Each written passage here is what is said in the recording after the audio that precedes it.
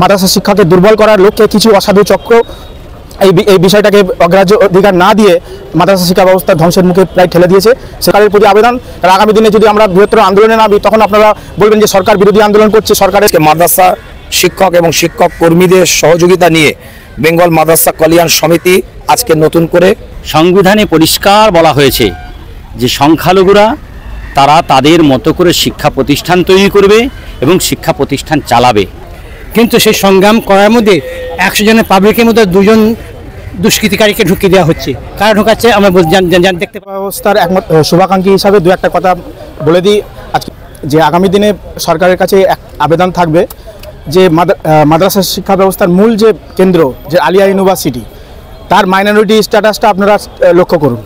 ওই minority status না দিয়ে যদি মানে এইভাবে চলতে থাকে আগামী দিনে হয়তো মাইনরিটি ছেলেরা সেভাবে ভর্তি হতে পারবে না।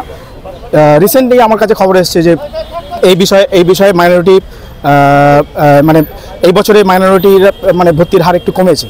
তো আমাদের অসুবিধা নেই, অবশ্যই সমস্ত ধর্মের মানুষরা ভর্তি হবে কিন্তু মাইনরিটি স্ট্যাটাস রেখে অন্যান্য ধর্মের মানুষরা ওখানে পড়াশোনা করুক, পড়াশোনায় কোনো বাধা নেই।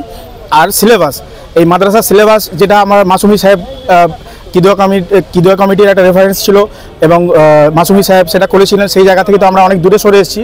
তার পরবর্তীতেও যে সিলেবাস ছিল সেটাও যদি ধরে রাখা যেত কিন্তু মাদ্রাসা শিক্ষা ব্যবস্থার কোনো ক্ষতি হতো না।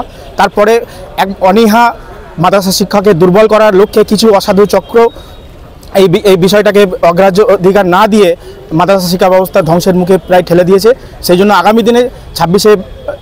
আগামী দিনে আমরা যাতে মানে মাদ্রাসা শিক্ষা ব্যবস্থা পুরনো তার ঐতিহ্যে মাদ্রাসা শিক্ষার যে মূল ইসলামিক থিওলজি সেই জায়গাটা ঠিক রেখে যাতে সিলেবাসটা তৈরি হয় এবং সেভাবে যাতে পরিচালনা হতে পারে আগামী দিনে, সেটার দিকে আপনারা লক্ষ্য রাখুন। সরকারের প্রতি আবেদন, কারণ আগামী দিনে যদি আমরা বৃহত্তর আন্দোলনে নামি তখন আপনারা বলবেন যে সরকার বিরোধী আন্দোলন করছে, সরকারের বিরোধিতা অন্য কোনো দলের হয়ে মানে এজেন্ডা করছে। সেই বিষয়টা কিন্তু নয়, আমরা এখন কোনো দলের নয়, আমরা একমাত্র মাদ্রাসার পক্ষেও ছিলাম, আগামী দিনেও থাকবো। এই মাদ্রাসার বিরুদ্ধে যারা আসবে তারা হয়তো আমাদের পক্ষে বিপক্ষে হয়ে যেতে পারে, কিন্তু আমরা মাদ্রাসার পক্ষে থাকবো, মাদ্রাসার বিপক্ষে কোনোদিন যাব না। আজকে কলকাতা প্রেস ক্লাবে বেঙ্গল মাদ্রাসা কল্যাণ সমিতি যে মাদ্রাসা শিক্ষা ব্যবস্থা যে রাজ্যের অবনতি থেকে অবনতির দিকে এগিয়ে যাচ্ছে, আরও সেটাকে কি করে পূর্বের অবস্থায় সোনালী যুগে ফিরিয়ে দেওয়া যায় এই প্রচেষ্টায় আজকে মাদ্রাসা শিক্ষক এবং শিক্ষক কর্মীদের সহযোগিতা নিয়ে বেঙ্গল মাদ্রাসা কল্যাণ সমিতি আজকে নতুন করে এখানে একটা প্রকাশ পেল। আমরা এগিয়ে যাওয়ার চেষ্টা করছি যে পূর্বের অবস্থায় মাদ্রাসা শিক্ষা ব্যবস্থায় কোরআন এবং প্রত্যেক মাদ্রাসা মূল বৈশিষ্ট্য মূল চিত্রে মূল মাদ্রাসা শিক্ষা ব্যবস্থার মৌলিকতা সেদিকে আজকে আমাদের একতাবদ্ধতা। একদিকে মাদ্রাসা যেমন অবহেলা তো দেখতে পাচ্ছি, একদিকে মাদ্রাসা শিক্ষা একটা সাম্প্রদায়িক কিন্তু করছে একটা সাম্প্রদায়িক গোষ্ঠী রাজনৈতিক দল, তারা বলতে চাইছে যে মাদ্রাসায় জঙ্গি তৈরি। দেখুন, মাদ্রাসা শিক্ষা ব্যবস্থা পরিচালিত হয় হুজুর পাক সাল্লাল্লাহু আলাইহি ওয়াসাল্লামের আদর্শের দ্বারা। সেই আদর্শে আদর্শিত হয়ে মাদ্রাসার ছাত্ররা সমাজের বুকে প্রতিষ্ঠিত। আজকে হুজুর পাক সাল্লাল্লাহু আলাইহি ওয়াসাল্লাম ইসলামিক মেসেঞ্জার হযরত মুহাম্মদ রাসূলুল্লাহ সাল্লাল্লাহু আলাইহি ওয়াসাল্লাম, তিনার জীবন ব্যবস্থা কেমন ছিল? তিনার জীবন ব্যবস্থা হচ্ছে হাদিস। তিনার উপরে যে আল্লাহ কোরআন নাজিল করেছে সেই কোরআনটা হচ্ছে তানার পক্ষ থেকে আল্লাহর প্রদত্ত বাণী। সেই বাণী বা সেই হাদিসের দ্বারাই মাদ্রাসা শিক্ষা ব্যবস্থা পরিচালিত হয়। তো যারা বলছেন এটা তাদের ব্যক্তিগত অভিব্যক্তি হতে পারে, কিন্তু আদৌ মাদ্রাসা শিক্ষা ব্যবস্থা থেকে যে সমস্ত ছাত্ররা বিগত দিন উঠে এসেছে তারা সবাই সম্প্রীতি, ভ্রাতৃত্ব, মানবতার দিকে যথাযথ খেয়াল রেখেছে। এবং আমরা সকলেই জানি যে স্বাধীন ভারতের সর্বপ্রথম শিক্ষামন্ত্রী ছিলেন আবুল কালাম আজাদ সাহেব, কিন্তু মাদ্রাসা একজন পড়ুয়া ছাত্র ছিলেন। বলছেন এটা আছে সাম্প্রদায়িক মনোভাব, ব্যক্তিত্ব এবং সমাজের বুকে রচনা করে মানুষের কাছে খারাপ বার্তা দিয়ে সমাজকে একটা ডিভাইডেশন রুলের দিকে নিয়ে যায়। ভারতবর্ষ শান্তি শৃঙ্খলার সাথে পরিচালিত বর্তমান মাদ্রাসা শিক্ষা ব্যবস্থার সাথে 44 স্বজাতির বিলং করছেন। শিক্ষক কর্মীরা বিলং করছেন, এর দ্বারাই তাদেরকে প্রশ্ন করা হোক না যে মাদ্রাসা শিক্ষা ব্যবস্থা থেকে কি ধরনের সন্তান তৈরি হচ্ছে, বা একটা প্রচার করছে যে সেখানে খালি ধর্মীয় শিক্ষা দেওয়া হয়, আধুনিক শিক্ষা দেওয়া হয়। তাদের সিলেবাস সম্পর্কে কোনো জ্ঞান নেই। সিলেবাসটা দেখুক, সিলেবাস কথা বলুক, এবং তারা নিজেরা যে দাবি করছে যে ধর্মকে বিলং করেন সেই ধর্মীয় ব্যক্তিত্বরা তো মাদ্রাসা শিক্ষা ব্যবস্থার সাথে প্রত্যক্ষ পরোক্ষভাবে জড়িত আছে। তো তাদেরকে জিজ্ঞাসা করা হোক আদৌ কি মাদ্রাসা শিক্ষা ব্যবস্থার মধ্যে কি রকম সিলেবাস মেনটেন করা হয়। আর একটা বিষয় বলে দিই, আজকে আমাদের যে প্রোগ্রাম, যে সভা, যে আজকে কিছু আধিকারিক আছে রাজ্যের বুকে যারা মাদ্রাসা শিক্ষা ব্যবস্থাকে খুব কঠিন জায়গায় নিয়ে চলে যাওয়ার প্রচেষ্টা চলছে। আজকে আন্দোলন কিন্তু তাদের বিরুদ্ধে। আমরা রাজ্য সরকারের কাছে শান্তিপূর্ণভাবে, যেহেতু দেশের নাগরিক হিসাবে আমাদের একটা হিউম্যান রাইটস আছে, নাগরিক হিসাবে আমাদের একটা রাইটস আছে, আর্টিকেল 13A আমাদেরকে রাইটস দিয়েছে, সেই রাইটসকে কেন্দ্র করে আমরা এগিয়ে যাব এবং রাজ্য সরকারের কাছে আমরা বিভিন্নভাবে প্রস্তাব দেব। অলরেডি ফুরফুরা শরীফে সিএম যখন গিয়েছিলেন, আমাদের পীরজাদাদের পক্ষ থেকে তানাকে একটা চিঠি দেওয়া হয়েছে। তিনি কিছু ব্যাপারে এখনো পর্যন্ত অবগত নন, কিন্তু অনেক কিছু ডিসিশন আধিকারিকরা নিয়ে বসে আছে, কিন্তু তিনি জানেন না। এই ধরনের ইনফরমেশন আমাদের কাছে আছে। তো আমাদের এখানে মাইনরিটি দপ্তরের চেয়ারম্যান তিনি এসেছিলেন, তাকে বলেছি যে আমরা সরাসরি রাজ্য সরকারের, যেহেতু তিনি আমাদের মাননীয় অভিভাবিকা এবং তিনি মাদ্রাসা শিক্ষা ব্যবস্থার দিকে দরদি, এটা আমরা মনে করি, এবং মাদ্রাসা পণ্যমন্ত্রী, সংখ্যালঘু তিনি পণ্যমন্ত্রী, সেজন্য আমাদের তার কাছে দাবি থাকবে আমাদের দিকটা যথাযথ বিবেচনা করে দেখা। প্রথমত আমাদের বার্তাই ছিল ওয়াকাফের যে আন্দোলন, এটা গণতান্ত্রিক আন্দোলন, সাংবিধানিক আন্দোলন, কোনো জাতকে কোনো ধর্মকে কেন্দ্র করে নয়।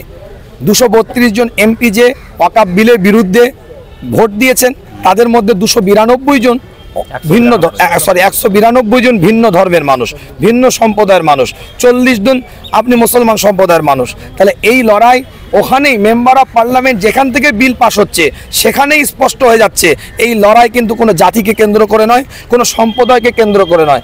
এই লড়াইটা হচ্ছে দেশের সংবিধান রক্ষার্থের লড়াই। দেশের সংবিধান বিরোধী একটা বিল পাস করা হয়েছে, সেই বিলের বিরুদ্ধে 192 জন ভিন্ন সম্প্রদায়ের মানুষ ভোট দিয়েছে।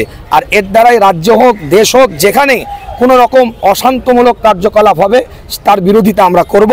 আমরা শান্তিমূলক কার্যকলাপের দিকে পক্ষে, এবং যে মিটিং, মিছিল, সভা, যে প্রোগ্রাম যেখানে যেটা হচ্ছে সেটা গণতান্ত্রিক প্রক্রিয়ায় হোক, এবং সেই জায়গায় আমরা মুসলমান হিসাবে এই লড়াই করব না, আমরা ভারতের নাগরিক হিসাবে এই লড়াই করব। ভারতের নাগরিক হিসাবে সর্বজাতের সর্বধর্মের মানুষকে নিয়ে এই গণ আন্দোলনের লড়াই আমাদের। এবং 26 তারিখে ব্রিগেড সমাবেশ অল ইন্ডিয়া মুসলিম পার্সোনাল ল বোর্ডের পক্ষ থেকে ডাকা হয়েছে। আমি আহ্বান করব সকলে আপনারা ব্রিগেডে আসুন এবং এই সমাবেশকে গণ আন্দোলনের রূপরেখা তৈরি করেন, এবং এই আন্দোলন আমাদের দিল্লি পর্যন্ত নিয়ে যেতে হবে। ব্যাপার হচ্ছে ওয়াকাফ যে আইন তৈরি হয়েছে সেটা সংবিধান বিরোধী, তার বিরুদ্ধে পাবলিক সংগ্রাম করছে, কিন্তু সেই সংগ্রাম করার মধ্যে 100 জনের পাবলিকের মধ্যে 2 জন দুষ্কৃতিকারীকে ঢুকিয়ে দেওয়া হচ্ছে। কারা ঢোকাচ্ছে আমরা দেখতে পাচ্ছি না, সেটা অনুবীক্ষণ যন্ত্র দিয়ে দেখতে হবে কারা ঢোকাচ্ছে, কারাই আসছে। সেই 98 জন পাবলিক, 2 জন দুষ্কৃতিকারী, তারা এসে গণ্ডগোল করে দিচ্ছে যে ওয়াকাফ না বিল যে পাশ হয় এটা যেন থেকে যায়, তার বিরুদ্ধে যে কিছু না আন্দোলন হয়, এটাই মনে হচ্ছে কেউ করছে। আজকে মূলত আপনাদের কি বিষয় নিয়ে প্রেস কনফারেন্স ছিল? আজকে প্রেস কনফারেন্সটা ছিল সিনিয়র মাদ্রাসার সিলেবাস নিয়ে। সিনিয়র মাদ্রাসা কয়েক রকম আছে। একটা হচ্ছে হাই মাদ্রাসা, সেটা হচ্ছে স্কুল বেস মাদ্রাসা, তাতে 100 মার্ক অ্যারাবিক আর থিওলজি পড়ানো হয়, আর 900 মার্ক জেনারেল সাবজেক্ট পড়ানো হয়। স্কুল টাইপ মাদ্রাসা, হাই মাদ্রাসা, সেটা নিয়ে কোনো ঝামেলা নেই। হচ্ছে সিনিয়র মাদ্রাসা নিয়ে, যেখানে দুই কমিটি বলেছিল 50% জেনারেল সাবজেক্ট থাকবে, 50% থিওলজি, ইসলামিক হিস্ট্রি আর অ্যারাবিক ল্যাঙ্গুয়েজ, হাদিস, তফসির এসব থাকবে। কিন্তু সে এখন সেটা 50%কে কমিয়ে দিয়ে 30% নিয়ে আসছে, আমলারা নিয়ে আসছে। আর আমলারা কারা? আমরা বিডিও বিআরও হয়ে এসে এখানে এসে বসে যাচ্ছে। তা কি ABC জানে না, সিনিয়র মাদ্রাসা সম্পর্কে ABC জানে না। তারা যা মনে করছে, যা যা জানে, তাদের মাথায় যা আছে, BA MA BSc MSc না, তা সেগুলো জানে, এ সম্বন্ধে কিছু জানে না। তার যা ইচ্ছা তাই করছে। তার সম্পর্কে আজকে মাদ্রাসার শিক্ষক সমিতি, মাদ্রাসায় ওয়েল উইশার যারা, তারা আন্দোলন করছে যে সিলেবাস চেঞ্জ করতে দেবো না। কেন করবে তার যুক্তি দাও। আর এখানে আর্টিকেল 30A-তে আমাদের দেওয়া হয়েছে, অধিকার দেওয়া হয়েছে, আমরা আমাদের মতো যে প্রত্যেক সম্প্রদায় তার নিজের মতো শিক্ষা প্রতিষ্ঠান করতে পারে, সরকার তাতে সাহায্য দিতে বাধ্য। তা আমরা সে করেছি। আমরা যে আজকে সিনিয়র মাদ্রাসা চালাচ্ছি, 106টা সিনিয়র মাদ্রাসা চলছে, তার মধ্যে হাজার হাজার বিঘে জমি দিয়েছি আমাদের পূর্বপুরুষরা। তার জমিগুলো কি আমলারা ফেরত দেবে? কি পড়ে আমলারা ফেরত দেবে? হাজার বিঘে জমি যে ওই শিক্ষা সিনিয়র মাদ্রাসাকে দিয়েছে, ওই সিলেবাস দেখে তাকে আমলারা ফেরত দেবে? আমরা তো রিটায়ার ভাবে চলে যাবে, তারা এসে গন্ডগোল করে দিয়ে চলে যাচ্ছে। আমরা দেখেছি এর আগেও বহু সংগঠন মাদ্রাসা নিয়ে আন্দোলন করেছে, মাদ্রাসা নিয়ে আওয়াজ তুলেছে। আপনাদের আজ নতুন সংগঠনের পথ চলা শুরু, কি ভাবনা নিয়ে? এই আগে যেসব সংগঠনটা কাজ করেছে তারা সব রিটায়ার হয়ে গেছে। আমি তো 1969 সাল থেকে মাদ্রাসায় আন্দোলনে আছি, 1969। তখন MM পাশ করে এতে মৌলানা আজাদ কলেজে ভর্তি হয়েছি ডিগ্রি কোর্সে, 1969। আজাদ কলেজ তখন ছিল সম্পূর্ণ নকশালদে, প্রেসিডেন্সি কলেজ ছিল সম্পূর্ণ নকশালদে। আমরা মাদ্রাসার ছাত্ররা, আমাদের বয়স একটু বেশি ছিল, আমরা MM পাশ করে গেছি, মুমতাজ মহদ্দিন পাশ করে গেছি। তো আমরা গ্রুপ করে ছাত্র পরিষদকে জিতিয়ে এনেছিলাম, নকশাল দেখে বার করে দিয়েছিলাম। আমরা তখন মাদ্রাসা বোর্ড তৈরি করেছি। তা মাদ্রাসা বোর্ড আগে ছিল না, ছিল, সেটা ছিল কেমন ছিল, আলিয়া মাদ্রাসায় প্রিন্সিপালের কোয়ার্টারটা ছিল মাদ্রাসা বোর্ডের অফিস। মাদ্রাসা বোর্ডের একটা গভর্নিং বডি ছিল, সেই গভর্নিং বডি মিটিং যখন হতো, মাদ্রাসা বোর্ডের একটা প্রেসিডেন্ট ছিল, ওয়েস্ট বেঙ্গল মাদ্রাসা এডুকেশন বোর্ড, সেটা টাঙিয়ে দেওয়া হতো। মিটিং হয়ে যাওয়ার পর সেটাকে গুটিয়ে আয়রন চেস্টে রাখা, সেই আয়রন চেস্টটা এখনও প্রিন্সিপাল ঘরে আছে। আচ্ছা হতো। আমরা প্রথম সাত্তার সাহেবকে ধরলাম, এই সাত্তার নয়, সীতাশঙ্কর রায়ের আমলে যে সাত্তার সাহেব ছিলেন, রাজগোড়া থেকে ইলেক্টেড হতেন, উনি সিনিয়র MLA ছিলেন। উনি প্রথমে ছিলেন কৃষিমন্ত্রী, তারপর হলেন কৃষি এবং মাদ্রাসা মন্ত্রী। ওকে ধরলাম যে মাদ্রাসা বোর্ড তৈরি করতে হবে। বলে আমরা গরিব লোক কোথাও বোর্ড পাবো? আমি কেন, 1780 সালে মাদ্রাসা, আর 1952 সালে সেকেন্ডারি বোর্ড। 1952 সালে সেকেন্ডারি বোর্ডে যে 5তলা বিল্ডিং হয়, মাদ্রাসা 1তলা বিল্ডিং হবে না? বলে আমাদের পাবো কোথায়? বলে আমরা আপনাকে জায়গা দেবো। বলে আপনারা কী করে দেবে আমাদেরকে? বলে হ্যাঁ, গভর্নমেন্ট প্রপার্টি পড়ে আছে। কোথায় পড়ে আছে? ঠিক নেক্সট উইকে গিয়ে বললাম, মাদ্রাসা আলিয়ায় প্রিন্সিপালের কোয়ার্টারটা হচ্ছে গভর্নমেন্ট প্রপার্টি, প্রিন্সিপাল থাকে না, 10 বছর ধরে প্রিন্সিপাল নাই। তো এইটাকে মাদ্রাসা বোর্ড করে দিন। তারপরে সপ্তাহে ইন্সপেকশন হলো, তারপর সে মাদ্রাসা বোর্ড হলো। আমরা মূলত আপনাদের দাবি কি প্রেস কনফারেন্সে? দাবি সিনিয়র মাদ্রাসায় যে সিলেবাসগুলো চেঞ্জ করার জন্য আপনারা উঠে পড়ে গেছে, সেটাকে বন্ধ করা।